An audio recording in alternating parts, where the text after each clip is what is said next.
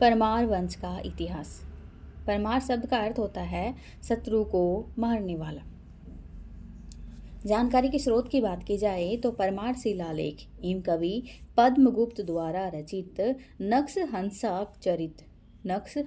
चरित ये एक किताब है जिसमें परमारों के बारे में लिखा गया है। परमार वंश की रियासतों की बात करते हैं। जैसे हमने चौहान वंश की रियासतें देखी थी अलग अलग, वैसे ही परमार वंश की रियासतें अलग अलग। कहाँ कहाँ पे हैं? आबू में, मालवा में, वागड़ में, जालोर में और किराड़ू में। 5 जगह है। क्या रहेंगी? इनकी रियासतें रहेंगी। हम उन 5 के बारे में पढ़ें। सबसे पहले हम शुरू करते हैं आबू के परमार के बारे में। परमारों की उत्पत्ति स्थल आबू बताया जाता है। धूमराज यह परमारों का आदि पुरुष था। उत्पल राज आबू के परमारों की वंशावली प्रारंभ होती है। ऐसा माना जाता है कि परमारों की जो वंशावली जो है वो उत्पल राज से प्रारंभ होती है, क्योंकि धूमराज जो है वो तो उनका आदि पुरुष था। अगला शासक आता है धरणीवरा। धरणीवरा जो है उसके धरणीवरा की बात करते। गुजरात के चालुक्य राजा मूलराज प्रथम ने आबू पर आक्रमण किया था। धरणीवरा जब शासक था उस समय आबू पर इसका अधिकार था और आबू के ऊपर आक्रमण किया था। किसने? गुजरात के चालुक्य राजा मूलराज प्रथम ने किया था। इसी समय धवल राठौड़ ने इसे शरण दी थी। किसने शरण दी थी इसको? धवल राठौड़ ने इसको शरण दी थी, जो जोधपुर का शासक था। यह जानकारी धवल राठौड़ के हस्ती कुंडी मतलब पाली हस्ती कुंडी अभिलेख से प्राप्त होती है। हमें कैसे पता चलेगा कि उसने शरण दी थी नहीं दी थी? तो ऐसा एक क्या मिला है? हमें अभिलेख मिला है जिसका नाम है हस्ती कुंडी अभिलेख। और कहाँ से मिला है? पाली से मिला है। कब का है? 997 ईस्वी का है। धरणीवरा ने अपने राज्य को 9 भागों में विभक्त किया। जो धरणीवरा है उसने अपने राज्य को 9 भागों में विभक्त किया। अतः इसका राज्य नवकोटि मारवाड़ कहलाता था। क्या? नवकोटि मारवाड़ कहलाता था। अगला शासक आता है धंधुक। गुजरात के चालुक्य राजा भीम प्रथम ने आबू पर आक्रमण किया। इसके समय पर भी उसने क्या किया? आक्रमण किया। धंधुक भोज परमार के साथ चित्तौड़ चला गया। जो धंधुक जो है वो भोज परमार के साथ कहाँ चला गया? चित्तौड़ चला गया। विमल शाह ने धंधुक व भीम प्रथम के मध्य समझौता करवाया था। किसने समझौता करवाया? विमल शाह ने करवाया। किसके मध्य करवाया? धंधुक और भीम प्रथम के मध्य समझौता करवाया। विमल शाह ने देलवाड़ा में आदिनाथ जैन मंदिर का निर्माण करवाया। इसे विमल वैसाही भी कहते हैं। क्या कहते हैं? विमल वैसाही भी कहते हैं। कर्नल जेम्स टोड के अनुसार यह ताजमहल के बाद भारत की दूसरी सबसे सुंदर इमारत है। कौन सी इमारत की बात की गई है? देलवाड़ा के जैन मंदिरों की बात की गई है। उसके लिए कर्नल जेम्स टोड ने बोला था कि अगर ताजमहल के बाद भारत में अगर कोई सुंदर इमारत है तो वो कौन सी है? देलवाड़ा की जैन मंदिर। धंधुक की बेटी लाहिणी देवी ने बसंतगढ़ में सूर्य मंदिर तथा सरस्वती बावड़ी का निर्माण करवाया था। बसंतगढ़ कहाँ पड़ता है? सिरोही में। किसने करवाया? धंधुक की बेटी लाहिणी देवी ने करवाया। कहाँ पे? बसंतगढ़ में तो उसने मतलब सिरोही में तो उसने सूर्य मंदिर बनवाया और तथा सरस्वती बावड़ी बनवाई, जिसे लाहिणी बावड़ी भी कहा जाता है क्योंकि उसका नाम लाहिणी था, इसलिए उसको बोल दिया गया लाहिणी बावड़ी। सर्वाधिक सूर्य मंदिरों की बात की जाए तो सर्वाधिक सूर्य मंदिर कहाँ पे मिलते हैं? हमें सिरोही में मिलते हैं। अगला शासक आता है विक्रमदेव। इसकी उपाधि थी महामंडलेश्वर। विक्रमदेव की उपाधि क्या थी? महामंडलेश्वर। इसने अर्णोराज चौहान तथा कुमारपाल चालुक्य के मध्य संघर्ष में भाग लिया था। इसने अर्णोराज चौहान तथा कुमारपाल चालुक्य के मध्य संघर्ष में भाग लिया था। जानकारी के स्रोतों की बात की जाए तो हेमचंद्र द्वारा लिखित द्व्याश्रय महाकाव्य, जीन मंडनोपाध्याय द्वारा लिखित कुमारपाल प्रबंध, इन पुस्तकों से हमें इनके बारे में जानकारी मिलती है। अगला शासक आता है धारावर्ष। ये काफ़ी महत्वपूर्ण शासक था और इसके समय में कायंद्रा का युद्ध हुआ था 1178 ईस्वी में सिरोही में। मोहम्मद गौरी और मूलराज द्वितीय के बीच में युद्ध होता है। कौन? मोहम्मद गौरी और मूलराज द्वितीय जो चालुक्य राजा है गुजरात का, उसके बीच में क्या होता है? कायंद्रा का युद्ध होता है। मोहम्मद गौरी कहाँ का शासक था? गजनी का था। और जो मूलराज द्वितीय जो है वो उसकी जो संरक्षिका थी वो उसकी माता थी, जिसका नाम था नायिका देवी। तो इसमें जो मूलराज है इसका किसने सहयोग किया था? तो केलहण ने सहयोग, केलहण, कीर्तिपाल, धारावर्ष, इन लोगों ने मिलकर इनका क्या किया था? सहयोग किया था। इस युद्ध में मोहम्मद गोरी की हार हुई थी। धारावर्ष एक तीर से 3 भैंसों को बीन देता था। जानकारी के स्रोत की बात करते हैं तो जानकारी कहाँ से मिलती है? तो अचलगढ़ किले में धारावर्ष की मूर्ति लगी हुई। अचलगढ़ का किला कहाँ पे है? माउंट आबू में। तो उस किले में धारावर्ष की मूर्ति लगी। पाटनारायण मंदिर अभिलेख सिरोही में है। कब का? 1287 ईस्वी का। तो उससे भी हमें धारावर्ष के बारे में पता चलता है। अगला शासक आता है प्रहलादन देव। धारावर्ष परमार का छोटा भाई था। इसने प्रहलादनपुर नामक नगर की स्थापना की। कहाँ पे? गुजरात में। इसने पार्थ पराक्रम व्यायाम नामक नाटक लिखा था। क्या? पार्थ पराक्रम व्यायोग नामक नाटक लिखा था। और ये किससे से प्रेरित होकर लिखा था? अर्जुन के पराक्रम पर लिखा था इन्होंने। पृथ्वीराज चौहान तृतीय के आक्रमण के समय इसने आबू को बचाया था। पृथ्वीराज चौहान तृतीय है, उसके आक्रमण के समय इसने आबू को बचाया था। किसने? प्रहलादन देव ने।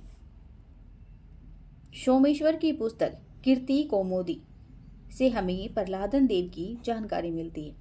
अगला शासक आता है सोम सिंह, जो धारावर्ष का बेटा था। वस्तुपाल तथा तेजपाल ने देलवाड़ा में नेमिनाथ जैन मंदिर का निर्माण करवाया। वस्तुपाल तथा तेजपाल ने देलवाड़ा में नेमिनाथ जैन मंदिर का निर्माण करवाया, जिसे लूण वैसाही भी कहा जाता है। इस मंदिर को देवरानी जेठानी का मंदिर भी कहा जाता है। क्या? देवरानी जेठानी का मंदिर भी कहा जाता है। अगला शासक आता है प्रताप सिंह। इसने मेवाड़ के जेतर सिंह से चंद्रावती को छीन लिया था। मतलब आबू का जो आज आबू है उसी जगह पहले क्या था? चंद्रावती। तो इसने मेवाड़ के जेतर सिंह से क्या छीन लिया था? चंद्रावती छीन लिया था, मतलब आबू छीन लिया था। अगला शासक आता है विक्रम सिंह। यहाँ से आबू के परमार राजा रावल तथा महारावल की उपाधियां धारण करने लगे। यहाँ से आबू के परमार राजा रावल तथा महारावल की उपाधियां धारण करने लगे। जालोर के सोनगरा चौहानों ने आबू के परमार राज्य के पश्चिमी भूभाग पर कब्जा कर लिया। जालोर के सोनगरा चौहानों ने आबू के परमार राज्य के पश्चिमी भूभाग पर कब्जा कर लिया। ये तो हो गए आबू के परमार। अब हम पढ़ेंगे मालवा के परमारों के बारे में। इनका उत्पत्ति स्थल भी आबू ही था और राजधानी थी धारा नगरी, जो कि धार है। शासक है कृष्णराज, जिसका अन्य नाम है उपेंद्र। इसके पुत्र उम्बर सिंह ने वागड़ में परमार राज्य की स्थापना की। शासक आता है अगला मुंज परमार। इसने मेवाड़ के राजा शक्ति कुमार पर आक्रमण किया। इस समय इसने आहड़ उदयपुर को तोड़ दिया तथा चित्तौड़ के किले पर अधिकार कर लिया। किसने? मुंज परमार ने। इस समय धवल राठौड़ ने शक्ति कुमार की सहायता की। यह जानकारी हस्तिकुंडी अभिलेख से मिलती है, जो 997 ईस्वी का है और कहाँ पे है? पाली में। यह कर्नाटक के राजा तेलव द्वितीय के खिलाफ लड़ता हुआ मारा गया। कौन? मुंज परमार। इसके दरबारी विद्वानों की बात करते हैं तो इसके दरबार में काफ़ी विद्वान थे, जैसे हल्लायुद्ध, जिसकी पुस्तक का नाम है अभिधान रत्नमाला। दूसरा लेखक है पद्मगुप्त, जिसे परिमल भी कहा जाता है। इसकी पुस्तक का नाम है नव सहसांक चरित। अगला लेखक है, मतलब दरबारी विद्वान है धनंजय, जिसकी पुस्तक का नाम है दश रूपक। अगला विद्वान है धनपाल, जिसकी पुस्तक का नाम है तिलक मंजरी। ऐसे इसके दरबार में कुछ लेखक थे और उनकी पुस्तकें भी हैं जो उन्होंने लिखी। मुंज परमार की काफ़ी उपाधियां थी, जैसे कवि वृष, उत्पल राज, श्री वल्लभ, अमोघ वर्ष, वाकपति राज, पृथ्वी वल्लभ आदि क्या थी इसकी उपाधियां थी। अगला शासक आता है सिंधुराज। सिंधुराज जो था वो मुंज परमार का भाई था और इसकी उपाधि का नाम है नव सहसांक। अगला शासक आता है भोज। इसने चित्तौड़ में त्रिभुवन नारायण मंदिर का निर्माण करवाया था, जो भगवान शिव का मंदिर है। नाम क्या है? त्रिभुवन नारायण मंदिर। नागदा के पास इसने भोजसर झील का निर्माण करवाया था। खुद का नाम भोज है, इसलिए भोज सर झील का क्या करवाया था, निर्माण करवाया था। इसने भोज ताल का निर्माण करवाया मध्य प्रदेश में। भोज सर झील का निर्माण तो कहाँ पे करवाया इसने, नागदा में करवाया जो कि राजस्थान में है, और भोज ताल का निर्माण करवाया इसने मध्य प्रदेश में। अपनी राजधानी धारानगरी में सरस्वती कंठाभरण नामक संस्कृत पाठशाला का निर्माण करवाया। कालांतर में तुर्कों ने इस पाठशाला को तोड़कर कमाल मौला मस्जिद में बदल दिया। पुस्तकों की बात की जाए तो इनकी पुस्तकें हैं श्रृंगार मंजरी कथा, सरस्वती कंठाभरण और कर्म शतक, मतलब प्राकृत भाषा में लिखी गई है। और जो कूर्म शतक जो है, इसकी पंक्तियां संस्कृत पाठशाला की दीवारों पर लिखवाई गई हैं। ऐसा हमें चौहान शासक था उसने भी ऐसा किया था कि एक पाठशाला के ऊपर ऐसी पंक्तियां लिखवाई थी हरकेली नाटक की। परिजात मंजरी की पंक्तियां भी संस्कृत पाठशाला की दीवारों पर लिखवाई गई हैं। अगली पुस्तक का नाम है समरागण, अगली है विदु जन मंडल आदि। क्या है, ये इनकी पुस्तकें हैं। परिजात मंजरी पुस्तक अर्जुन वर्मा के दरबारी विद्वान मदन ने लिखी थी। परिजात मंजरी पुस्तक जो है वो अर्जुन वर्मा के दरबारी विद्वान मदन ने लिखी थी। अब बात करते हैं वागड़ के परमारों की, जिसकी राजधानी अर्थोणा थी और ये कहाँ थी, बांसवाड़ा में। शासक का नाम है ओम्बर सिंह। इसने वागड़ में परमार राज्य की स्थापना की थी और यह मालवा परमार जो थे उस मालवा परमार कृष्णराज का ये पुत्र था। कौन, ओम्बर सिंह। अगला शासक आता मंडली। इसने पाणाहेड़ा मतलब बांसवाड़ा में मंडलेश्वर मंदिर का निर्माण करवाया था। अगला शासक आता है चामुंडराज। इसने अर्थोणा में मंडलेश्वर मंदिर का निर्माण करवाया। 1179 ईस्वी में राजा सामंत सिंह गोहिल ने परमारों से वागड़ छीन लिया था। अब हम बात करते हैं राठौड़ वंश के इतिहास के बारे में। हमने कौन कौन से वंश देख लिए, चौहान वंश देख लिया और परमार वंश देख लिया। परमार वंश तो काफ़ी छोटा है, चौहान काफ़ी बड़ा। अब हम बात करते हैं राठौड़ वंश के बारे में। तो राठौड़ वंश का इतिहास, तो सबसे पहले हम देखेंगे कि राठौड़ों की उत्पत्ति के बारे में। तो दो बातें बताई जाती हैं राठौड़ों की उत्पत्ति के बारे में। पहली आती है कन्नौज, जो कि उत्तर प्रदेश में पड़ता है। कन्नौज का गहड़वाल वंश जो है उससे संबंधित बताया जाता है। और दूसरा इनको दक्षिण भारत में जो राष्ट्रकूट वंश है उससे संबंधित बताया जाता है। राठौड़ वंश जो है उसकी रियासतें कहाँ कहाँ थी वो देखते हैं। तो इनकी रियासतों की बात की जाए तो मारवाड़ जोधपुर में थी और बीकानेर में और किशनगढ़ में, ये क्या थी, इनकी रियासतें थी। और जो जोधपुर वाली है ये राजस्थान की सबसे बड़ी रियासत थी और ये जब भारत आज़ाद हुआ था उस समय तक भी थी।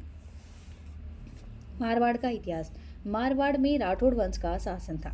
राव सिंहा शासक था। 1240 ईस्वी में पालीवाल ब्राह्मणों की सहायता हेतु एक बदायूं मतलब कन्नौज से मारवाड़ आया। कन्नौज ने गहड़वाल जयचंद का वंशज माना जाता है। कन्नौज के गहड़वाल जयचंद का वंशज माना जाता है। किसे माना जाता है, राव सिंहा को। इसकी राजधानी खेड़ थी जो बालोतरा के पास थी। छतरी की बात की जाए तो पाली के बीठू में इसकी छतरी है। अगला शासक आता है दूहड़। कर्नाटक से अपनी कुल देवी नागणेची माता की मूर्ति लेकर आया। इसे नगाना खेड़ बालोतरा में स्थापित किया। लोक देवता पाबूजी इनके छोटे भाई धांधल के पुत्र थे। जो लोक देवता पाबूजी जो हैं वो इनके छोटे भाई धांधल के क्या थे, पुत्र थे। अगला शासक आता है मल्लीनाथ। इसकी राजधानी थी मेवानगर जो कि बालोतरा में पड़ती है। ये पश्चिमी राजस्थान के लोक देवता हैं। 1378 ईस्वी में मालवा के गवर्नर निजामुद्दीन को हराया था। किसने, मल्लीनाथ ने। मल्लीनाथ जी के कारण बाड़मेर क्षेत्र को मालानी कहा जाता है। मालानी क्यों कहा जाता है बाड़मेर वाले क्षेत्र को, मल्लीनाथ जी के कारण। गणगौर पर गिंदोली के गीत गाए जाते हैं और ये क्या थी, गिंदोली कौन थी, ये अहमदाबाद की राजकुमारी थी। अगला शासक आता है रावचुंडा। इंदा प्रतिहारों ने अपनी राजकुमारी की शादी चुंडा से कर दी। जो इंदा प्रतिहार थे उन्होंने अपनी राजकुमारी की शादी चुंडा से कर दी तथा मंडोर दहेज में दिया। अब राठौड़ों की राजधानी मंडोर बन गई। इसकी रानी चांद कंवर ने जोधपुर में चांद बावड़ी का निर्माण करवाया। यह पुगल की भाटियों के खिलाफ लड़ता हुआ मारा गया। कौन, रावचुंडा। इसने अपने बेटे रणमल को राजा ना बनाकर अपने छोटे बेटे कान्हा को राजा बनाया। क्यों बनाया था? क्योंकि इसके ऊपर रानी किशोर कंवर का प्रभाव था। तो अपनी रानी के प्रेम में था या फिर उस रानी का उसके ऊपर ज़्यादा प्रभाव था, इसलिए अपने बड़े बेटे को राजा न बना के छोटे बेटे को राजा बनाया, जिसका नाम था कान्हा। और बड़े बेटे का नाम क्या था? रणमल। कालांतर में रणमल मेवाड़ की सेना की सहायता से राजा बना। अब बात करते हैं राव रणमल के बारे में, जिसका टाइम पीरियड है 1427 से 1438 ईस्वी। अपनी बहन हंसाबाई का विवाह मेवाड़ राणा लाखा से किया। मारवाड़ से जोजावर जागीर से संतुष्ट नहीं था, अतः मेवाड़ चला गया। 1426 ईस्वी में मेवाड़ की सेना लेकर मंडोर पर अधिकार किया। 1438 ईस्वी में इसकी प्रेमिका भारमली की सहायता से मेवाड़ी सामंतों ने इसकी हत्या कर दी। अगला शासक है राव जोधा, जो इसका टाइम पीरियड है 1438 से 1489 ईस्वी। और ये राव जोधा कौन था? ये रणमल का पुत्र था। 1453 ईस्वी में मंडोर लेने में ये सफल रहा था। कौन? राव जोधा। 1459 ईस्वी में जोधपुर की स्थापना कर इसने राजधानी बनाया। जोधपुर में चिड़ियाटूक पहाड़ी पर मेहरानगढ़ किले का निर्माण करवाया गया, जिसे म्यूर ध्वज या ध्वज चिंतामणि भी कहा जाता है। करणी माता ने मेहरानगढ़ किले की नींव रखी थी, जो रणमल की धर्म बहन थी। 1460 ईस्वी में मेहरानगढ़ किले में चामुंडा माता का मंदिर बनाया गया। रानी जसमादे ने जोधपुर में रानीसर तालाब का निर्माण करवाया। किसने? रानी जसमादे ने जोधपुर में रानीसर तालाब का निर्माण करवाया। जोधा ने दिल्ली के सुल्तान बहलोल लोदी की सेना को हराया था। जोधा जो है वो बहादुर शासक था और उसने दिल्ली के सुल्तान बहलोल लोदी की सेना को हराया था। इतिहासकार गौरीशंकर हीराचंद ओझा के अनुसार राव जोधा मारवाड़ का पहला प्रतापी शासक था। राव जोधा जो है वो मारवाड़ का पहला प्रतापी शासक था। इसके बेटों बीका व दूदा ने बीकानेर व मेड़ता में राठौड़ राज्यों की स्थापना की थी। किसने? बीका व दूदा ने बीकानेर व मेड़ता में राठौड़ राज्यों की स्थापना की थी। बीकानेर बसाया, दूदा ने मेड़ता। अगला शासक आता है राव मालदेव, जिसका टाइम पीरियड है 1531 से 1562 ईस्वी। इनके पिता का नाम गंगा था, माता का नाम पद्मा राजकुमारी, जो सिरोही के जगमाल देवड़ा की पुत्री थी। मालदेव अपने पिता की हत्या कर मारवाड़ का शासक बना। जो मालदेव है वो अपने पिता की हत्या कर मारवाड़ का शासक बना। राज तिलक के समय मालदेव के पास केवल 2 परगने थे। राज तिलक के पास मालदेव के पास केवल 2 परगने थे। कौन कौन से? जोधपुर और सोजत। पाली में पड़ता है सोजत, और सोजत में ही इसका राज तिलक हुआ था। इसने 52 युद्ध तथा 58 परगने जीते थे। किसने? मालदेव ने। जिसमें से प्रमुख हैं जैसे फलोदी जैसलमेर की भाटियों से जीता, बिलाड़ा जोधपुर और किससे जीता? सिरवियों से जीता, नागौर दौलत खां से जीता, जालोर सिकंदर खां से जीता, सिवाना डूंगर सिंह से छीना, मेड़ता वीरमदेव से छीना और बीकानेर जैतसी से छीना, और रायपुर या भादराजून जो है वो वीरा सीथल से जीता। पाहिबा या साहिबा का युद्ध कब हुआ था? 1541 ईस्वी में। किसके बीच में हुआ था? मालदेव और जैतसी के बीच में हुआ था। जैतसी कहाँ का शासक था? बीकानेर का। जैतसी लड़ता हुआ मारा गया। मालदेव ने बीकानेर पर अधिकार कर कुंपा को बीकानेर का प्रशासक बना दिया। ये कुंपा कौन था? ये मालदेव का सेनापति था। जैतसी के बेटे कल्याण मल ने दिल्ली के सुल्तान शेरशाह सूरी से सहायता मांगी। मालदेव तथा वीरमदेव जो मेड़ता का शासक था, मालदेव तथा वीरमदेव के बीच में दरियाजोश हाथी को लेकर, किसके? दरियाजोश हाथी को लेकर विवाद था। अतः मालदेव ने मेड़ता पर अधिकार कर लिया तथा वीरमदेव भी शेरशाह सूरी के पास चला गया। हरमाड़ा का युद्ध कब हुआ? 1557 ईस्वी में। किसके बीच में हुआ? मालदेव और राणा उदय सिंह के बीच में हुआ, और राणा उदय सिंह के क्या हुई? इसमें हार हुई। मालदेव और हुमायूं के संबंध कैसे थे, इसकी बात करते हैं। शेरशाह सूरी से हारने के बाद हुमायूं मारवाड़ से होकर जा रहा था। तब उसने मालदेव के पास सहायता हेतु जोगी तीर्थ नामक स्थान से 3 दूत भेजे। कौन कौन थे वो 3 दूत? मीर समंद, अतका खां और रायमल सोनी। कौन कौन थे? मीर समंद, अतका खां और रायमल सोनी। ये 3 दूत भेजे। किसने? हुमायूं ने। किसके पास भेजे? मालदेव के पास में भेजे। किसके लिए भेजे थे? सहायता के लिए। मालदेव ने सकारात्मक उत्तर दिया तथा हुमायूं को बीकानेर तथा सैनिक सहायता देने का वादा किया। लेकिन हुमायूं मालदेव पर विश्वास नहीं कर सका तथा अपने पुस्तकालय अध्यक्ष मुल्ला सुर्ख के कहने पर मुल्ला सुर्ख के कहने पर वह सिंध की तरफ चला गया। सिंध मतलब पाकिस्तान की तरफ चला गया। अमरकोट के राजा वीर साल सोढ़ा ने हुमायूं को शरण दी। अमरकोट का राजा था कौन था? वीर साल सोढ़ा। उसने हुमायूं को शरण दी। यदि हुमायूं एवं मालदेव थोड़ी समझदारी दिखाते तो वह शेरशाह सूरी के खिलाफ गठबंधन बनाकर अफगान शासन को भारत से समाप्त कर सकते थे। यदि हुमायूं एवं मालदेव थोड़ी समझदारी दिखाते तो वह शेरशाह सूरी के खिलाफ गठबंधन बनाकर अफगान शासन को भारत से समाप्त कर सकते थे। कालांतर में अकबर ने मुगल राजपूत संबंधों की शुरुआत की थी। वे संबंध इसी समय प्रारंभ हो सकते थे। शेरशाह सूरी व मालदेव का संबंध, उसके बारे में देखते हैं। जेतारण या गिरि सुमेल का युद्ध कब हुआ था? 5 जनवरी 1544 ईस्वी में। किसके बीच में हुआ? मालदेव व शेरशाह सूरी के बीच में हुआ था। मालदेव की तरफ से कौन लड़े थे? जेता व कोम्पा। शेरशाह सूरी की तरफ से कल्याणमल जो कि बीकानेर का शासक था और वीरमदेव जो कि मेड़ता का शासक था। शेरशाह सूरी की चालाकी के कारण मालदेव जोधपुर चला गया। जेता व कुंफा ने शेरशाह सूरी के खिलाफ युद्ध किया। जलाल खां जलवानी की सहायता से शेरशाह सूरी युद्ध जीत गया। लेकिन जीतने के बाद शेरशाह सूरी ने कहा था कि मैं मुट्ठी भर बाजरे के लिए हिंदुस्तान की बादशाहत खो देता। शेरशाह ने जोधपुर पर अधिकार कर लिया तथा उसने जोधपुर खवास खां को सौंप दिया। मालदेव सिवाना चला गया। सिवाना कहाँ था? बाड़मेर वाला एरिया। मालदेव सिवाना चला गया। मारवाड़ के राठौड़ों की शरण स्थली कहा जाता है किसको? सिवाना को।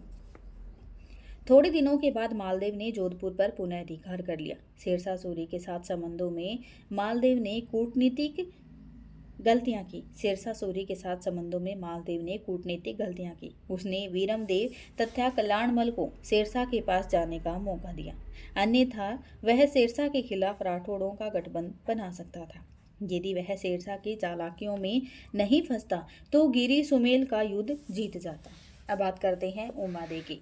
उमादे कौन थी? यह मालदेव की रानी थी। जैसलमेर के लूणकरण भाटी की पुत्री थी। भारमली नामक दासी के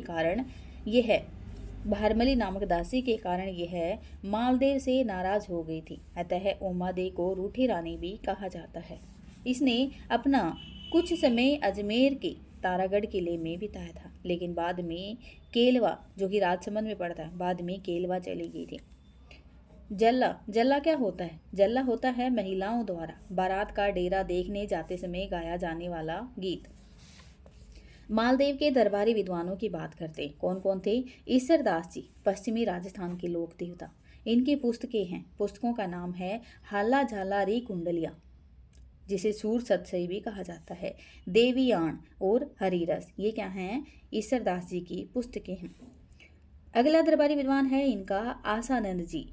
इन्होंने पाहेबा के युद्ध में भाग लिया था। इनकी पुस्तकों के नाम है उमादे भटियाणी रा कवित और बागा भारमली रा दूहा और गोगाजीरी पेड़ी। ये क्या है? इनकी पुस्तकें हैं।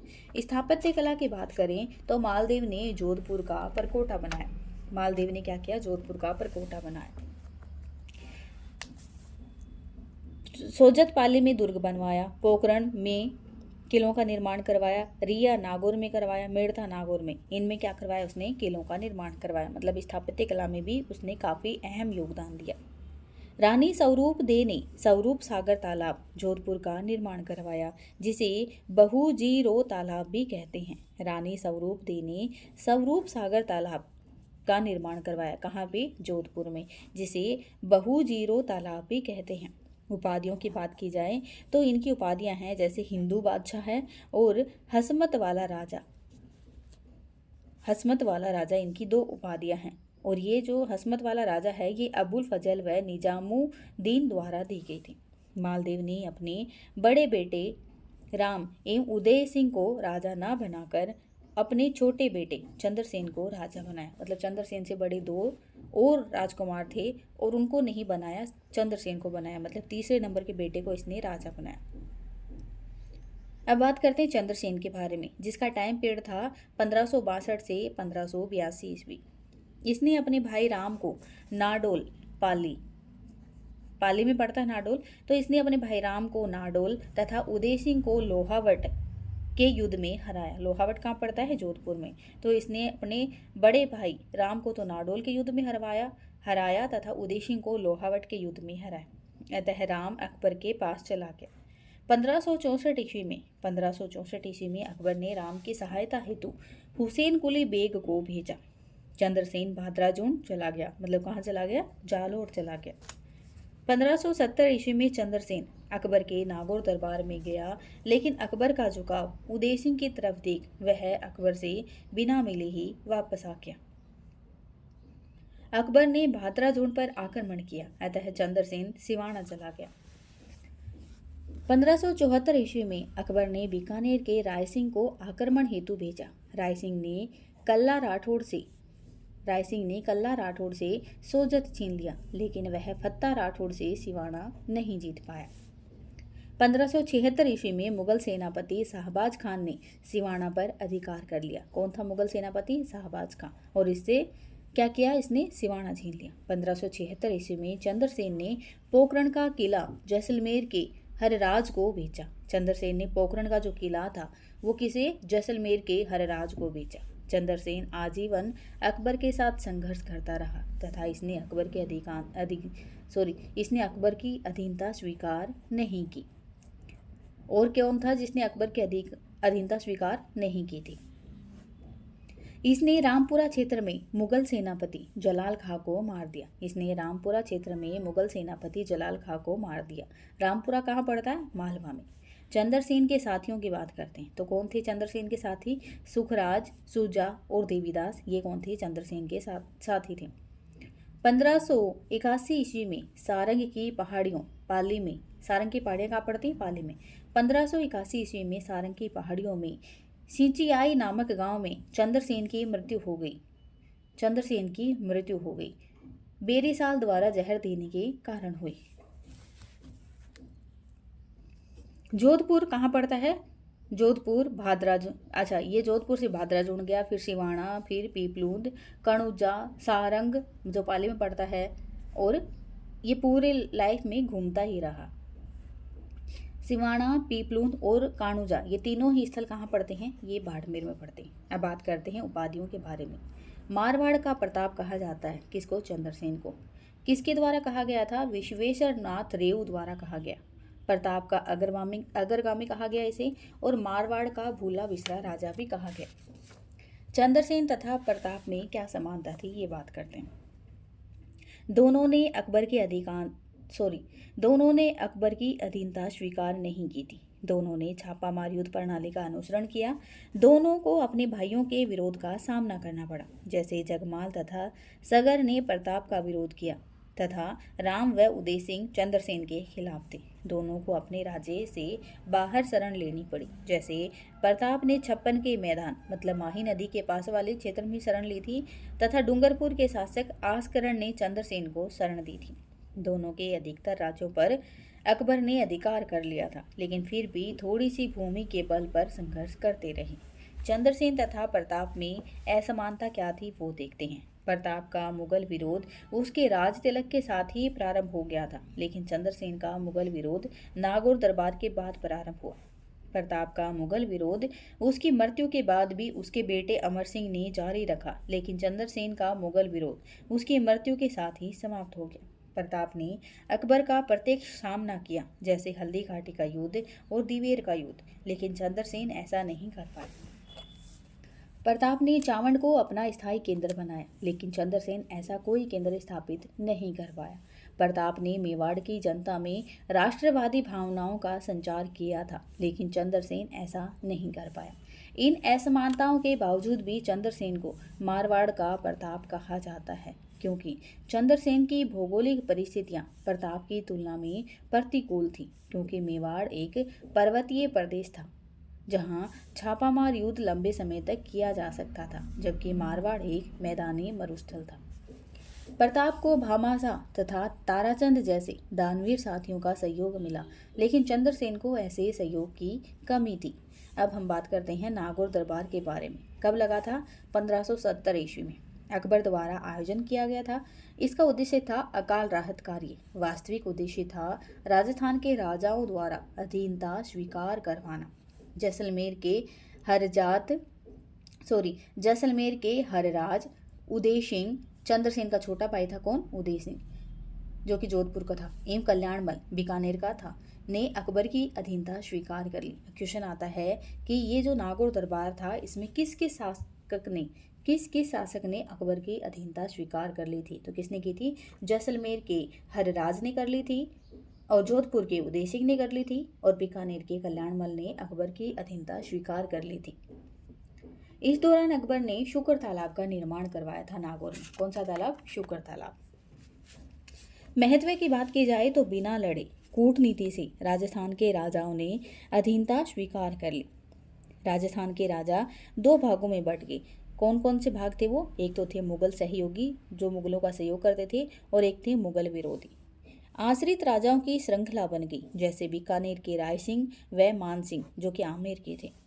राजस्थान में शांति काल स्थापित हुआ, जिससे कलात्मक गतिविधियों को बढ़ावा मिला। अकबर ने बीकानेर के राय सिंह को जोधपुर का प्रशासक नियुक्त किया। जो अकबर है, उन्होंने बीकानेर के राय सिंह को जोधपुर का प्रशासक नियुक्त किया। कब? 1572 से 1574 ईस्वी के बीच में। कालांतर में जोधपुर को खालसा घोषित कर दिया। खालसा का मतलब होता है उससे जो भी उत्पादन होता था वो सीधा केंद्र के अधीन आता था। अब बात करते हैं मोटा राजा उदय सिंह, जिसका टाइम पीरियड है 1583 से 1595 ईस्वी। मारवाड़ का प्रथम राजा जिसने अकबर की अधीनता स्वीकार कर ली। अपनी पुत्री जोधाबाई या मानबाई की शादी जहांगीर से की। मानबाई की उपाधि जगत गोसाई थी। इनका बेटा जो था वो था खुर्रम, जो क्या था? शाहजहां। उदय सिंह के पुत्र किशन सिंह ने 1609 ईस्वी में किशनगढ़ बसाकर उसने राठौड़ सत्ता का तीसरा केंद्र बनाया। अगला शासक है कल्ला रायमलोद, उदय सिंह के भाई रायमल का बेटा तथा सिवाना का सामंत। 1589 ईस्वी में अकबर ने सिवाना पर आक्रमण किया। इस समय सिवाना का दूसरा शाखा हुआ। केशरिया किसके द्वारा किया गया? कल्ला रायमलोद के द्वारा। और जौहर मान या भान कंवर के द्वारा किया गया, जो राव सुरजन की बेटी थी। पृथ्वीराज राठौड़ ने कल्ला रायमलोद के मरसिए लिखे थे। मरसिए क्या होते हैं? मरणोपरांत वीरता पर लिखे गए दोहे होते हैं। गज सिंह 1615 से 1638 ईस्वी। जो गज सिंह है उसका टाइम पीरियड है 1615 से 1638 ईस्वी। इनके बेटे के नाम बात की जाए तो इनका बड़ा बेटा था अमर सिंह, जो कि नागौर का शासक बनता है। इनका छोटा बेटा जसवंत सिंह, जो कि राजा बनता है, क्योंकि प्रेमिका अनारा बेगम के कहने पर जसवंत सिंह को राजा बनाया गया था। जहांगीर ने गज सिंह को दल थम्बन की उपाधि दी। जहांगीर ने गज सिंह को क्या दी थी? दल थम्बन की उपाधि दी थी। अगला शासक आता है अमर सिंह राठौड़, जो कि नागौर का राजा था। इसी के समय में मतीरेरी राड़ होती है, जो 1644 ईस्वी की बात है।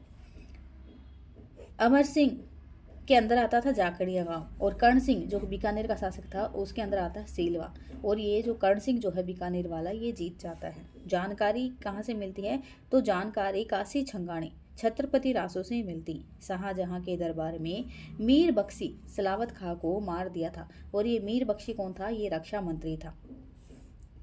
अमर सिंह को कटार का धनी कहा जाता है। हत्या साले अर्जुन सिंह गौड़ ने की थी। इसकी हत्या किसने की थी? साले अर्जुन सिंह गौड़ ने की थी। इसकी छतरी नागौर में है, जो कि 16 खंभों की छतरी है। आगरा के किले के बुखारा दरवाजे को अमर सिंह दरवाजा कहा जाता है। शाहजहां ने इसे बंद करवाया था। 1809 ईस्वी में जॉर्ज स्टील ने खुलवाया था। कालांतर में अमर सिंह राजस्थान के लोक गीतों एवं कहानियों का नायक बन गया। जसवंत सिंह जो था वो 1638 से 1678 ईस्वी के बीच में इसका टाइम पीरियड है। कौन? जसवंत सिंह का। अब बात करते हैं जसवंत सिंह के बारे में। जब यह धर्मत का युद्ध के बीच में ही वापस आया तो इसकी हाड़ी रानी जसवंत दे ने किले के दरवाजे बंद किए थे। जसवंत धर्मत का युद्ध किसके बीच में हुआ था? दारा और औरंगजेब के बीच में हुआ था। और औरंगजेब का साथ कौन दे रहा था? मुराद। ये कौन है? ये शाहजहां के बेटे हैं। दारा का साथ कौन दे रहा था? जसवंत सिंह व कासिम खां दारा के साथ दे रहे थे। खजवा के युद्ध में, जो कि 1659 ईस्वी में आगरा में होता है, खजवा के युद्ध में औरंगजेब के खिलाफ शुजा का साथ दिया था। औरंगजेब ने जसवंत सिंह को काबुल का गवर्नर बना दिया। 1662 ईस्वी में शाइस्ता खान की सहायता हेतु दक्षिण भारत भेजा था। 1678 ईस्वी में अफगानिस्तान में जमरूद का थाना नामक स्थान पर मृत्यु हो गई। किसकी? जसवंत सिंह के। मिर्जा राजा जयसिंह के कहने पर जसवंत सिंह औरंगजेब की तरफ आ गया। मिर्जा राजा जयसिंह के कहने पर जसवंत सिंह औरंगजेब की तरफ आ गया और दोराई के युद्ध में औरंगजेब का साथ दिया। मृत्यु पर औरंगजेब ने कहा, आज कुफ्र का दरवाजा टूट गया, आज कुफ्र का दरवाजा टूट गया। इसकी पुस्तकों की बात करते तो इसकी पुस्तकें हैं आनंद विलास, भाषा भूषण, प्रबोध चंद्रोदय और अप्रोक्ष सिद्धांत सार। अप्रोक्ष सिद्धांत सार। सांस्कृतिक योगदान की बात की जाए तो जसवंत सिंह का क्या सांस्कृतिक योगदान था? महाराष्ट्र में जसवंतपुरा नामक नगर बसाया। जोधपुर में चतराजी गहलोत के नेतृत्व में अनार के बगीचे लगवाए। रानी अतिरंगदी, जो इसकी रानी थी, कौन? रानी अतिरंगदी, शेखावत जीरो तालाब का निर्माण करवाया। हाड़ी रानी जसवंत दे ने रायका बाग महल का निर्माण करवाया। कल्याण सागर तालाब का निर्माण करवाया। दरबारी विद्वानों की बात करते हैं तो इसके दरबारी विद्वानों की बात की जाए तो कौन है? मुहणोत नैणसी। इन्होंने क्या क्या लिखा था? मुहणोत नैणसी ने नैणसी री ख्यात, ये राजस्थान की पहली क्या है? ख्यात है। और मारवाड़ रा परगना री विगत, मारवाड़ रा परगना री विगत, तो इसे क्या कहा जाता है? मारवाड़ का प्रशासनिक ग्रंथ भी कहा जाता है। मारवाड़ की सामाजिक आर्थिक जानकारी इससे मिलती है, जनगणना की जानकारी मिलती है और इसे मारवाड़ का गजट भी कहते हैं। कर्ज से परेशान होकर नैणसी ने भाई सुंदरदास के साथ जेल में आत्महत्या कर ली। मुंशी देवी प्रसाद ने नैणसी को राजपुताने का अबुल फजल कहा है। राजपुताने का अबुल फजल कहा है। नरहरिदास अवतार चरित, नवीन कवि नेह निधान और सूरत मिश्र और बनारसी दास, ये क्या थे? इनके दरबारी विद्वान थे। मुहणोत नैणसी, नरहरिदास, नवीन कवि, सूरत मित्र, बनारसी दास, ये क्या थे? इनके दरबारी विद्वान थे, काफी दरबारी विद्वान थे। अगला शासक आता है पृथ्वी सिंह। ये कौन थे? जसवंत सिंह का बेटा था। शेर से लड़ाई की थी इन्होंने। औरंगजेब ने जहरीले वस्त्र भेंट कर इनको मरवा दिया था। किनको? पृथ्वी सिंह को। अजीत सिंह व दलथंबर जसवंत सिंह के बेटे थे। अजीत सिंह कौन थे? जसवंत सिंह के बेटे। औरंगजेब ने स्वरूप सिंह राठौड़ हवेली में नजरबंद कर दिया था इनको। अगला शासक आता है इंदर सिंह राठौड़। अमर सिंह का पोता था तथा नागौर का राजा। औरंगजेब ने 36 लाख रुपए लेकर जोधपुर प्रशासक बनाया, लेकिन जनता ने स्वीकार नहीं किया। औरंगजेब ने जोधपुर को खालसा घोषित कर दिया। अगला शासक आता है अजीत सिंह, जिसका टाइम पीरियड है 1679 से 1724 ईस्वी। दुर्गादास राठौड़, मुकुंद दास खींची तथा गोरा की सहायता से अजीत सिंह को मारवाड़ लेकर आए। गोरा, इसे मारवाड़ की पन्नाधाय कहा जाता है। नाम राजस्थान में राष्ट्रगान धूसों में लिया जाता है। छतरी है इनकी जोधपुर में और अनाथ बच्चों हेतु गोरा नामक योजना 2022 में चलाई गई थी। अजीत सिंह को कालिंद्री नामक गांव में जयदेव पुरोहित के घर मुकुंद दास खींची की देखरेख में रखा गया। औरंगजेब ने नकली अजीत सिंह का नाम मोहम्मद, औरंगजेब ने जो नकली अजीत सिंह रखा गया था, मतलब अजीत सिंह की जगह पे कोई और बच्चा रखा गया था, उसका नाम क्या रखा था? मोहम्मद धीराज रखा था तथा अपनी बेटी जेबू निशा को सौंप दिया था। मारवाड़ के राज सिंह ने इन्हें समर्थन दिया। मारवाड़ के राज सिंह ने इन्हें समर्थन दिया। देबारी का युद्ध 1680 ईस्वी। औरंगजेब ने मेवाड़ व मारवाड़ की संयुक्त सेना को हराया। औरंगजेब ने मेवाड़ व मारवाड़ की संयुक्त सेना को हराया। दुर्गादास राठौड़ ने औरंगजेब के बेटे अकबर को विद्रोह के लिए उकसाया था। 1 जनवरी 1681 ईस्वी नाडोल में अकबर को मुगल बादशाह घोषित किया गया था। औरंगजेब की चालाकी के कारण दुर्गादास तथा अकबर को संभाजी के पास जाना पड़ा। संभाजी कौन था? शिवाजी का बेटा।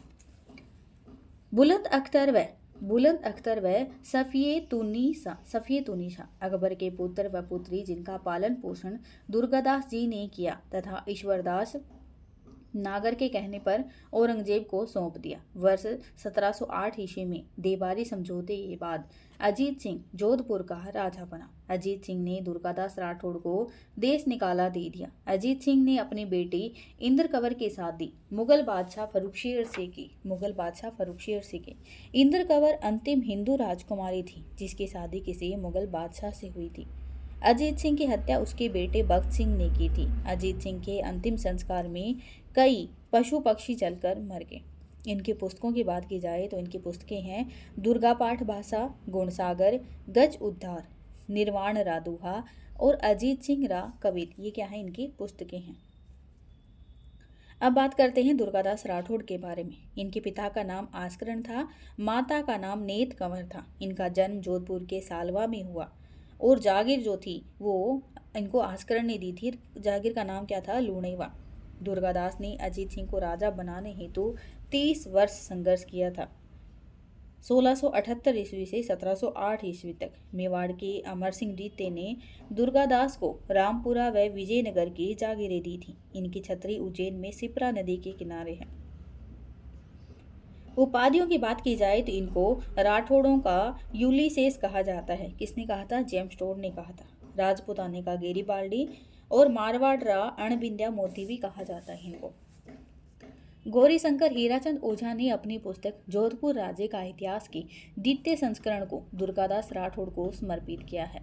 अगला शासक आता है अभय सिंह जिसका टाइम पीरियड है 1724 से 1749 ईस्वी। खेजड़ली घटना इन्हीं के समय में हुई थी। खेजड़ली घटना भाद्रपद शुक्ल दशमी विक्रमी संवत 1787 को हुई थी। मतलब सन की बात की जाए तो 1730 ईस्वी में हुई थी। अमृता देवी बिश्नोई के नेतृत्व में 363 लोग पेड़ों को बचाने हेतु शहीद हुए। इस याद में खेजड़ली में प्रतिवर्ष वृक्ष मेला लगता है। पर्यावरण संरक्षण क्षेत्र में पुरस्कार दिया जाता है। अमृता बिश्नोई वन्यजीव सुरक्षा पुरस्कार। भारत सरकार क्या करती है? 1 लाख रुपए नकद देती है। दरबारी विद्वानों की बात की जाए तो कौन थे दरबारी विद्वान? कर्णिदान जो कि सूरज प्रकाश किताब लिखी और वीरभान जिसने राज रूपक किताब लिखी। इन दोनों पुस्तकों से अहमदाबाद युद्ध की जानकारी मिलती है जिसमें अभय सिंह ने गुजरात के गवर्नर सर बुलंद खां को हराया था।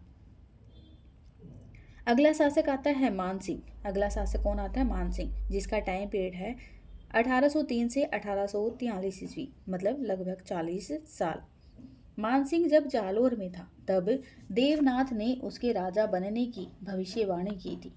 मान सिंह जब जालोर में था तब देवनाथ ने उसके राजा बनने की भविष्यवाणी की थी। भाई भीम सिंह से विवाद होने पर जालोर में शरण ली थी इसने। मान सिंह ने नाथ संप्रदाय हेतु जोधपुर में महामंदिर का निर्माण करवाया तथा नाथ चरित्र नामक पुस्तक लिखी। इसे मारवाड़ का सन्यासी राजा कहा जाता है। इसने जोधपुर में मान पुस्तक प्रकाश नामक पुस्तकालय की स्थापना की। 1818 ईस्वी में अंग्रेजों से संधि की।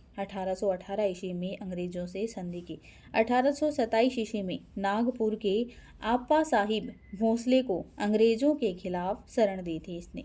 1832 ईस्वी में governor general Lord William Bentinck के अजमेर दरबार का बहिष्कार किया था। दरबारी विद्वानों की बात की जाए तो कवि राजा बांकीदास जी क्या थे? इनके दरबारी विद्वान थे और इन्होंने जो पुस्तकें लिखी हैं वो हैं बांकीदास रिख्यात, मान जसो मंडन, दातार बावनी मतलब दानवीर लोगों पर 52 दोहे और कुखवी 32 बुरे लोगों पर 32 दोहे। गीत क्या था? आयो अंग्रेज मुल्क रे ऊपर। इसमें अंग्रेजों का साथ देने वाले राजाओं की आलोचना की गई थी और इसी समय 56वां अकाल पड़ा था जो 1899 ईस्वी का है। अब हम पढ़ेंगे बीकानेर का इतिहास। अब आगे पढ़ते हैं बीकानेर का इतिहास जिसका प्राचीन नाम है जांगल देश या राती घाटी। बीकानेर में राठौड़ वंश का शासन था। राव बीका, जिनका टाइम पीरियड है 1465 से 1504 ईस्वी। राव जोधा का ये पुत्र था। कौन? बीका। इसने अपने काका कांदल तथा छोटे भाई बीदा के सहयोग एवं करणी माता के आशीर्वाद से बीकानेर को जीता। करणी माता बीकानेर के राठौड़ों की इष्ट देवी थी। क्या थी? इष्ट देव थी। कोमदेश्वर या कोडमदेश्वर बीकानेर में भैरूजी मंदिर का निर्माण करवाया। 1488 ईस्वी में बीकानेर की स्थापना की। कब? 1488 ईस्वी में बीकानेर की स्थापना की। 1545 सूद बेसाख सुमेर, थावर बीज थरपियो बीको बीकानेर, ये एक दोहा है। आखातीज को बीकानेर की स्थापना दिवस मनाया जाता है तथा इस दिन बीकानेर में पतंगे उड़ाई जाती हैं। सूजा के शासनकाल में बीका ने जोधपुर पर आक्रमण कर राज्य प्राप्त किए थे। कुल देवी की बात की जाए तो इनकी कुल देवी जो है वो नागणेची माता है, जिसकी 18 हाथ हैं और उस मंदिर की स्थापना करवाई गई किसके द्वारा? राव बीका के द्वारा। स्थापत्य कला की बात की जाए तो भैरव जी का मंदिर बनवाया इन्होंने कोडमदेश्वर में और नागणेची माता मंदिर बनवाया बीकानेर में। अगला शासक आता है राव लूणकरण, जो 1505 से 1526 ईस्वी तक शासन करता है। लोक संत जसनाथ जी के आशीर्वाद से ये राजा बने और लूणकरण सर झील का भी निर्माण करवाया इन्होंने। बिट्ठू सुजा ने इसे कलयुग का कर्ण कहा है। इन्होंने नागौर के मोहम्मद खां को और जैसलमेर के राव जैतसी को हराया था युद्ध में। दोसी या ढोसी जो हरियाणा में पड़ता है, ढोसी का युद्ध होता है 1526 ईस्वी में लूणकरण और अबी मीरा जो कि नारनौल का नवाब था उसके बीच में, और उसमें लूणकरण की मृत्यु हो जाती। अगला शासक आता है जैतसी, जिसके समय में रात्रि घाटी का युद्ध होता है 1534 ईस्वी में। किसके बीच में होता है? जैतसी और कामरान के बीच में। कामरान जो है वो हुमायूं का भाई है और इसमें जैतसी जो है वो युद्ध जीत जाता है। कहाँ से जानकारी मिलती है? तो इसकी जानकारी हमें बिट्ठू सुजा की पुस्तक राव जैतसी रो छंद से प्राप्त होती है। कामरान ने पहले भटनेर पर अधिकार किया था। पाहिबा का युद्ध होता है 1541 ईस्वी में और इस युद्ध में जैतसी की मृत्यु हो जाती। अगला शासक आता है कल्याणमल, जो 1574 से 1612 ईस्वी के मध्य होता है। बीकानेर का प्रथम राजा जिसने मुगलों की अधीनता स्वीकार की थी। इसके दरबारी विद्वान जो थे वो थे सदाशिव भट्ट, जिनकी पुस्तक का नाम है राज विनोद।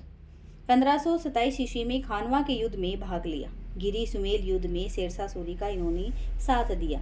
राय सिंह अगला शासक बनता है, जिसका टाइम पीरियड है 1574 से 1612 ईस्वी। अकबर तथा जहांगीर का मनसबदार। कौन? राय सिंह जो थे वो अकबर तथा जहांगीर के क्या थे? मनसबदार थे। अकबर ने 4000 का मनसबदार बनाया और जहांगीर ने इसे 5000 का मनसबदार बनाया। 1577 ईस्वी में अकबर ने इसे 51 परगने दिए। खुसरो के विद्रोह के समय जहांगीर ने राजधानी आगरा की जिम्मेदारी इनको सौंपी थी। करमचंद की देखरेख में जूनागढ़ किले का निर्माण करवाया गया। करमचंद की देखरेख में बीकानेर का जो जूनागढ़ किला उसका निर्माण करवाया गया। कब? 1589 से 1594 ईस्वी के बीच में। उस समय राय सिंह बुरहानपुर में था। उस समय जो राय सिंह जो है वो मध्य प्रदेश के बुरहानपुर में था। इनकी पुस्तकों के नाम हैं राय सिंह महोत्सव, वेदक वंशावली, ज्योतिष रत्नमाला और बाल बोधिनी जो है ये ज्योतिष ग्रंथों पर लिखी गई टीका है। काठोली के युद्ध में इब्राहिम मिर्जा को हराया तथा हुसैन मिर्जा को मार दिया था। सिरोही के सुल्तान व जालोर के ताज खां को अकबर की अधीनता स्वीकार की थी। सिरोही के सुल्तान व जालोर के ताज खां को अकबर की अधीनता स्वीकार की। दरबारी विद्वानों की बात करते हैं तो कौन थे? जयस्ता राय सिंह प्रशस्ति लिखी थी इन्होंने और यह प्रशस्ति जूनागढ़ किले में लगी हुई है। अगला दरबारी विद्वान है इसमें जयसो, जिन्होंने करमचंद्र वत्सोत्कीर्ण कंकाव्यम लिखा था। इस पुस्तक में राय सिंह को राजेंद्र कहा गया तथा लूणकरण की तुलना कर्ण के साथ की गई है। पृथ्वीराज राठौड़ अगला शासक बनता है। यह राय सिंह का छोटा भाई था। यह अकबर के दरबार में रहता था। इसकी पुस्तकों की बात करते हैं। पुस्तकें हैं वेली कृष्ण रुक्मणी, दशरथ पराउत, गंगा लहरी, दसम भागवत रादुहा। ये 4 पुस्तकें हैं जो पृथ्वीराज राठौड़ के द्वारा लिखी गई थी और पृथ्वीराज राठौड़ जो है वो राय सिंह का छोटा भाई था। अगला शासक बनता है दलपत सिंह। यह राय सिंह का बेटा था। इसने राय सिंह के खिलाफ विद्रोह कर दिया था। अगला शासक है कर्ण सिंह, जो 1631 से 69 ईस्वी में बनता है। उपाधि जंगलदर बादशाह। चिंतामणि भट्ट की पुस्तक सुक्त सप्तमी के राजस्थानी अनुवाद में यह उपाधि दी गई थी। इसकी पुस्तक है साहित्य कल्पद्रुम। इसकी पुस्तक का इसकी पुस्तक क्या है? साहित्य कल्पद्रुम। दरबारी विद्वान जो हैं वो गंगाधर मैथिल हैं। कौन? दरबारी विद्वान गंगाधर मैथिल, कर्णभूषण और काव्य डाकिनी। होसिक भट्ट जो हैं वो कर्ण वसंत लिखते हैं, कर्ण वंतश लिखते हैं। अगला शासक बनता है अनूप सिंह, जो 1669 से 1698 ईस्वी के बीच में बनता है। दक्षिण भारत में जीत के कारण औरंगजेब ने इसे माही मरातिब की उपाधि दी थी। दक्षिण भारत में हिंदू देवी देवताओं की मूर्तियां लेकर आया था तथा इन्हें बीकानेर में स्थित 33 करोड़ देवी देवताओं के मंदिर में रखवाया था।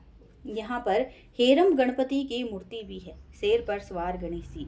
यह दक्षिण भारत से संस्कृत पुस्तकें लेकर आया था तथा बीकानेर में सरस्वती भंडार पुस्तकालय की स्थापना की, जिसका नाम क्या है? अनूप संस्कृत पुस्तकालय। कुंभा के संगीत ग्रंथों का संकलन करवाया गया।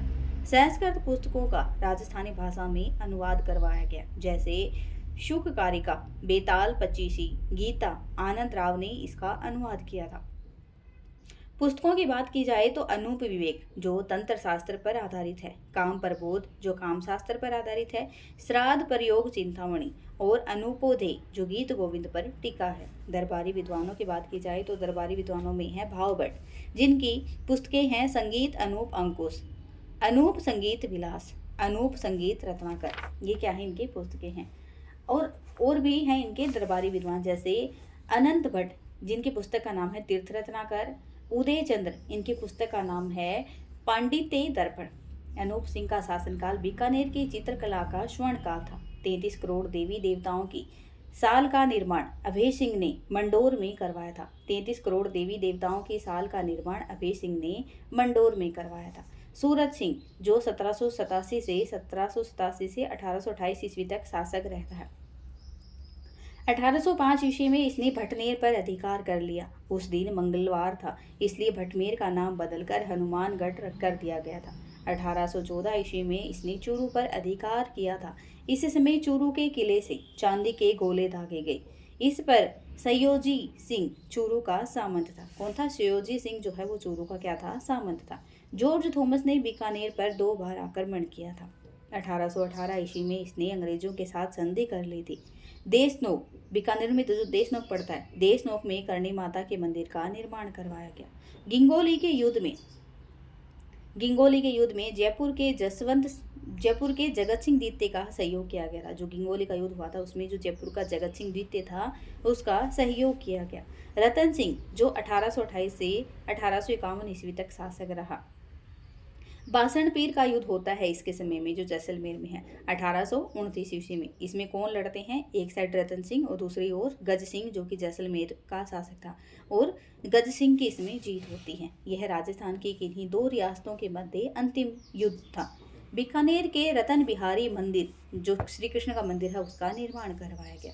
1837 ईस्वी में गया में, जो गया जो है बिहार में, कन्यावध पर रोक लगाई गई। दरबारी विद्वान कौन कौन थे? तो दरबारी विद्वान हैं दयाल दास, बीकानेर राठौड़ री ख्यात इन्होंने लिखी। इस पुस्तक में राव बीका से लेकर सरदार सिंह तक की जानकारी मिलती है। यह राजस्थान की अंतिम ख्यात है। अगला दरबारी विद्वान है अगला राजा है महाराजा गंगा सिंह, जो 1887 से 1943 ईस्वी तक शासन करता है। 1899 ईस्वी में छप्पनिया अकाल का कुशलता पूर्वक प्रबंधन किया गया, अतः अंग्रेजों ने इसे केसर ए हिंद की उपाधि दी थी। 1899 ईस्वी में चीन में बक्सर विद्रोह को दबाया गया, अतः अंग्रेजों ने इसे चीन युद्ध पदक दिया था। 1913 ईस्वी में प्रजा प्रतिनिधि सभा की स्थापना की गई। 1916 ईस्वी में BHU बनारस हिंदू विश्वविद्यालय की स्थापना के लिए महामना मदन मोहन मालवीय को सर्वाधिक आर्थिक सहायता दी थी, अतः गंगा सिंह को BHU का कुलपति बनाया गया था। इसकी ऊँटों की सेना को गंगा रिसाला कहा जाता था। इस सेना ने दोनों विश्व युद्धों में भाग लिया था। 1919 ईस्वी में पेरिस शांति सम्मेलन में भाग लिया गया था। सम्मेलन में 32 सदस्यों ने भाग लिया था। पेरिस शांति सम्मेलन से लौटते समय अंग्रेजों को रोम नोट भेजा तथा भारत के लिए स्वशासन की मांग की। 1921 ईस्वी में चेम्सफोर्ड ने चैम्बर्स ऑफ प्रिंसेस की स्थापना की तथा गंगा सिंह को इसका चांसलर बनाया गया। 1927 ईस्वी में गंग नहर का निर्माण करवाया था, अतः गंगा सिंह को राजस्थान का भागीरथ भी कहा जाता है। गंग नहर का मुख्य इंजीनियर कंवर सेन था। यह राजस्थान की पहली नहर थी। गवर्नर जनरल लॉर्ड इरविन ने शिवपुरी हेड, गंगानगर में पड़ता है, शिवपुरी हेड नामक स्थान पर नगर का उद्घाटन किया था। गंगा सिंह ने तीनों गोलमेज सम्मेलनों में भाग लिया था जो 1930, 31, 32 में हुए थे। रामदेवरा, देशनोक और गोगामेड़ी जो मंदिर हैं, इन तीनों मंदिरों के वर्तमान स्वरूप का निर्माण गंगा सिंह ने करवाया था। बीकानेर के सिक्कों पर विक्टोरिया एक्सप्रेस लिखवाया गया। महाराणा स्वरूप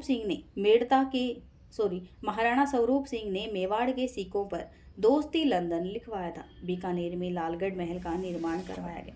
आगे बात करते हैं हम किशनगढ़ के इतिहास की, जो जहाँ पे राठौड़ों का शासन था। किशनगढ़ में राठौड़ वंश का शासन था। तो शासक है इसका किशन सिंह, जो 1609 से 1615 ईस्वी तक शासन करता है। यह मारवाड़ के मोटा राजा उदय सिंह का पुत्र था। जो मारवाड़ का मोटा राजा उदय सिंह था उसका पुत्र था कौन? किशन सिंह। 1609 ईस्वी में जहांगीर के शासनकाल में इसने किशनगढ़ में स्वतंत्र राठौड़ राज्य की स्थापना की। अगला शासक आता है स्वरूप सिंह या रूप सिंह। अगला शासक कौन आता है? रूप सिंह। इसने रूपनगढ़ किले का निर्माण करवाया था। क्या? रूपनगढ़ किले का निर्माण करवाया था। सामूगढ़ के युद्ध में यह दारा की तरफ से लड़ता हुआ मारा गया। सामूगढ़ के युद्ध में यह दारा की तरफ से लड़ता हुआ मारा गया। राज सिंह 1706 से 1748 ईस्वी तक शासन करता है। मुगल उत्तराधिकारी संघर्ष में इसने बहादुर शाह प्रथम, जिसे मुअज्जम के नाम से भी जाना जाता है, का साथ दिया था। इनकी पुस्तकें हैं बाहुविलास और रसपात। दरबारी विद्वान है वृंद सत्यरूप। इस पुस्तक से मुगल उत्तराधिकार संघर्ष की जानकारी मिलती है। सूर्यध्वज, यह एक चित्रकार था। जो सूर्यध्वज जो है वो ये क्या था? चित्रकार था। अगला शासक है सामंत सिंह। 1748 से 1764 ईस्वी तक। यह वल्लभ संप्रदाय का अनुयायी था। इसने स्वयं का नाम बदलकर नागरीदास कर लिया था। पुस्तकों की बात की जाए तो इसकी पुस्तकें हैं मनोरथ मंजरी, रसिक रत्नावली, देहदशा, नागर समुच्चय कहते हैं इन तीनों को मिला के। इसकी प्रेमिका विष्णुप्रिया बणी ठणी रसिक बिहारी नाम से कविताएं लिखती थी। इसने किशनगढ़ की राधा भी कहा जाता है। अपने अंतिम दिनों में सावंत सिंह वृंदावन चला गया। कल्याण सिंह जो थी उनका टाइम पीरियड आता है 1798 ईस्वी से 1838 ईस्वी, और 1818 ईस्वी में अंग्रेजों के साथ इसने संधि कर ली थी। अब बात करते हैं प्रतिहार वंश की। प्रतिहारों की उत्पत्ति स्थल मंडोर था। मंडोर के प्रतिहार, जिसमें शासक आता है कौन? हरिश्चंद्र। यह मंडोर के प्रतिहारों का आदि पुरुष था। प्रतिहार अभिलेखों में इसे ब्राह्मण बताया गया। यह वेदों का ज्ञाता था। उपाधि की बात की जाए तो रोहली दी इसकी उपाधि थी। इसका मतलब था योग क्रिया में निपुण। इसके 4 पुत्रों ने मंडोर जीता तथा परकोटे का निर्माण करवाया। कौन थे वो पुत्र? कक, रज्जिल, दद्द और भोग भट्ट थे। अब हम बात करते हैं रज्जिल के बारे में। यह मंडोर का पहला प्रतिहार राजा था। अगला शासक बनता है नरभट्ट। इसकी उपाधि थी पेला पेली। इसकी उपाधि थी क्या थी? पेला पेली। नागभट्ट प्रथम अगला शासक बनता है। इसने मेड़ता को अपनी राजधानी बनाया। इसका बेटा तात सन्यासी बन गया था तथा मंडोर के पवित्र आश्रम में रहता था। तात ने अपने छोटे भाई भोज को मंडोर का राजा बना दिया। जो तात है उसने अपने छोटे भाई भोज को क्या किया? मंडोर का राजा बना दिया। अगला शासक आता है सीलूक।